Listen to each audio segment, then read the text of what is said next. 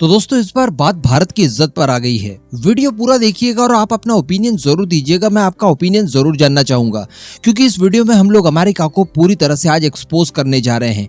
किस तरह से अमेरिका ने अपने पुराने यानी सबसे ही पुराने समझ लीजिए एकदम जाने पहचाने और वॉर प्रूवन हथियार का इस्तेमाल किया है भारत के खिलाफ और भारत के ऊपर एक जोरदार हमला किया है। ऐसी परिस्थिति में भारत के जितने भी चाणक्य हैं, जिसमें अजीत डोभाल साहब, एस जयशंकर साहब और प्राइम मिनिस्टर मोदी, इनकी अग्नि परीक्षा है कि ये अब किस तरह से अमेरिका की इस चाल का जवाब देते हैं और अमेरिका द्वारा जो हथियार भारत के ऊपर इस्तेमाल किया गया है इसकी क्या काट निकालते हैं, क्योंकि इस हथियार की काट निकालना इस समय बहुत ज्यादा जरूरी है। चलिए वीडियो शुरू करते हैं। दोस्तों अमेरिका की तरफ से एक रिपोर्ट जारी की गई है और ये रिपोर्ट अमेरिका के किसी मीडिया संस्थान ने नहीं बल्कि अमेरिका के विदेश मंत्रालय की तरफ से 20 मार्च 2023 यानी इसी सोमवार को जारी की गई और ये रिपोर्ट है मानवाधिकारों के मुद्दों को लेकर यानी ह्यूमन राइट्स को लेकर।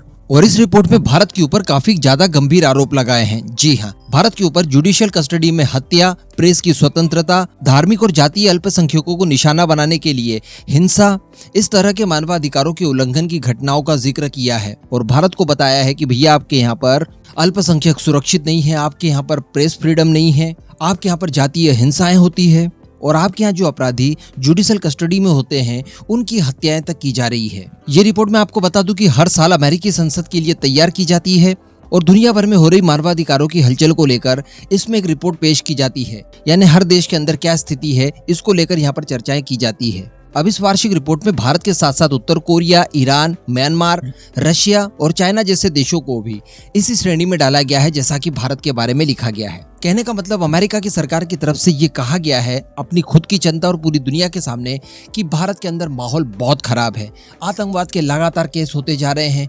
मानवाधिकारों के उल्लंघन होते जा रहे हैं, लोगों को बोलने की आजादी वगैरह नहीं है, एक्सेट्रा एक्सेट्रा। कहने का मतलब भारत के अंदर इस समय एक गंद खाना चल रहा है, जबकि हम लोग आज फैक्ट्स के ऊपर बात करने जा रहे हैं कि ये सारी रिपोर्ट्स किस तरह से फेक होती हैं। देखिए, सबसे पहले अगर बात की जाए हैप्पीनेस इंडेक्स की, एक इंडेक्स जारी किया जाता है जिसमें दुनिया के किस देश के कितने % लोग बहुत ज्यादा खुश हैं और इसको लेकर रैंकिंग दी जाती है। तो आपको जानकर आश्चर्य होगा कि जो पिछले साल रिपोर्ट जारी की गई थी इसमें भारत की रैंक थी 136 नंबर पर, यानी भारत से ऊपर श्रीलंका, पाकिस्तान, बांग्लादेश और नेपाल जैसे देशों को रखा गया। यानी ये इंडेक्स ये कहता है कि भारत के लोगों से ज्यादा खुश नेपाल के लोग, बांग्लादेश के लोग, पाकिस्तान के लोग और श्रीलंका के लोग हैं, जबकि हम सभी जानते हैं पाकिस्तान के लोग कितने इस समय बदहाल स्थिति में जी रहे हैं। बैंक करप्सी की तरफ वो बढ़ रहा है पाकिस्तान। श्रीलंका तो ऑलरेडी बैंक करप्ट हो चुका है। नेपाल के लोग बहुत ज्यादा पीड़ित है, चाइना का लगभग कब्जा ही हो चुका है।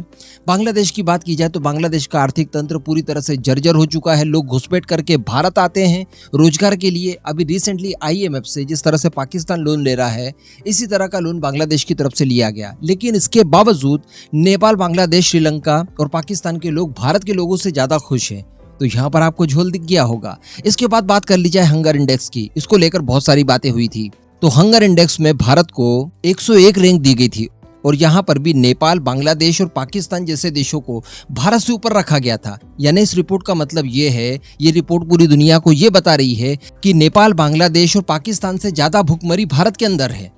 अब आप बताइए, अभी रिसेंटली खबरें निकल कर आई कि पाकिस्तान की तरफ से रशिया का गेहूं चुरा लिया गया क्योंकि पाकिस्तान के लोगों के पास खाने के लिए अनाज नहीं है, जबकि भारत की बात की जाए तो 50,000 मैट्रिक टन अनाज हम लोग अफगानिस्तान को फ्री मदद के तौर पर दे रहे हैं। अगेन मैं कहूंगा कि बांग्लादेश के लोग घुसपैठ करके भारत के अंदर आते हैं रोजगार ढूंढने के लिए, खाना ढूंढने के लिए, लेकिन ये सारे देश भारत से हंगर इंडेक्स में ऊपर बताए जाते हैं। अब आप सोचिए। इसके बाद अगर प्रेस फ्रीडम की बात की जाए तो यहाँ पर लगभग चाइना जैसी स्थिति भारत की बता दी है। जी हाँ, भारत की रैंक 150 है तो चाइना की 175 है। केवल 25 पॉइंट से चाइना भारत से पीछे है, जबकि चाइना के अंदर किसी भी तरह का कोई विदेशी मीडिया ऑपरेट नहीं करता। ना गूगल है, ना फेसबुक है, ना व्हाट्सएप है, ना फेसबुक है, किसी तरह की कोई एप्लीकेशन आप वहाँ पर इस्तेमाल नहीं कर सकते, जबकि भारत में ये सारी चीजें अवेलेबल है। भारत के खिलाफ प्रोपोगेंडा भी आप कर सकते हैं, लेकिन इसके बावजूद भारत के अंदर भी प्रेस फ्रीडम का हाल बिल्कुल चाइना जैसा है। बताइए।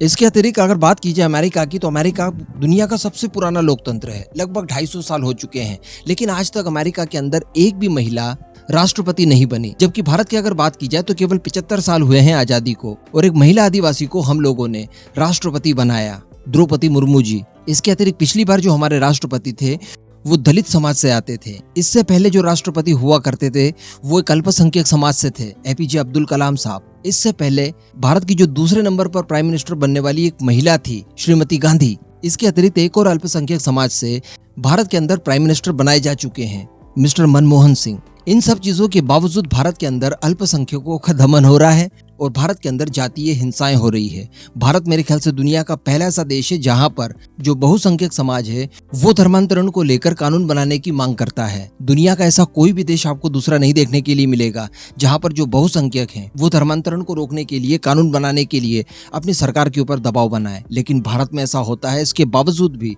भारत में अल्पसंख्यकों का दमन हो रहा है। तो कहने का मतलब बोलने वाली काफी कुछ चीजें हैं, लेकिन अमेरिका को एक्सपोज करने के लिए इतनी बातें भी काफी थी। ये सारी चीजें हमारे सामने हैं। अब ये रिपोर्ट अमेरिका की तरफ से क्यों जारी की गई? तो डेफिनेटली भारत के ऊपर प्रेशर बनाने के लिए।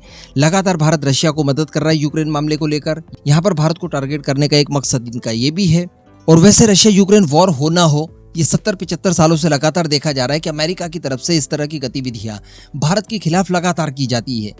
जबकि दोस्तों मैं आपको बता दूं, अभी 2-3 दिनों पहले की खबर है जब जिनेवा के अंदर संयुक्त राष्ट्र के मानवाधिकार परिषद यानी UNHRC में भारत की तारीफ की गई। जी हाँ, और बाकी के देशों को भारत के मानवाधिकार मॉडल को फॉलो करने की बात कही गई। यहाँ पर बताया गया कि किस तरह से भारत के अंदर पिछड़ों को, दलितों को और अल्पसंख्यकों को शिक्षा दी जाती है, उनकी आर्थिक मदद की जाती है।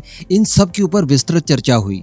इसके अतिरिक्त भारतीय सरकार की मदद से किस तरह से दलित छात्र विदेशों में पढ़ रहे हैं, इन सब को लेकर भी चर्चा की गई, जिसको लेकर भारत की कई बार तारीफें की गई। जैसे कि एक दलित छात्रा का नाम है रोहिणी, जो कि स्विट्जरलैंड के जिनेवा में ही पढ़ती है। इन्हें 1 करोड़ की मदद दी गई भारत सरकार की तरफ से। तो इन सब चीजों को लेकर भारत की तारीफ की गई। अब हम किसकी रिपोर्ट सही माने? अमेरिका की, जो कि द्वेष भावना से दी गई है, या फिर UNHRC की, जो कि पूरी दुनिया को लीड करता है इस मामले को लेकर? और UNHRC की तरफ से इस बात की पुष्टि की गई है कि दलितों को लेकर स्थिति भारत के अंदर सबसे बेहतर है पूरी दुनिया के कंपैरिजन में।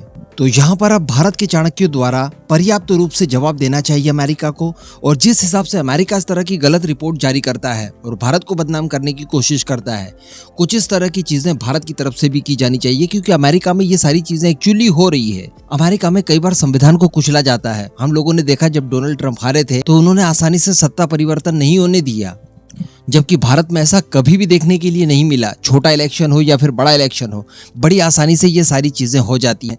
दुख इस बात का केवल है कि भारत के अंदर भी कुछ लोग ऐसे मौजूद हैं जो विदेश जाकर इस तरह की बातें करते हैं और इन विदेशियों के एजेंडा को आगे बढ़ाने में उनकी मदद करते हैं। ऐसे लोगों को आइडेंटिफाई करने की आवश्यकता है।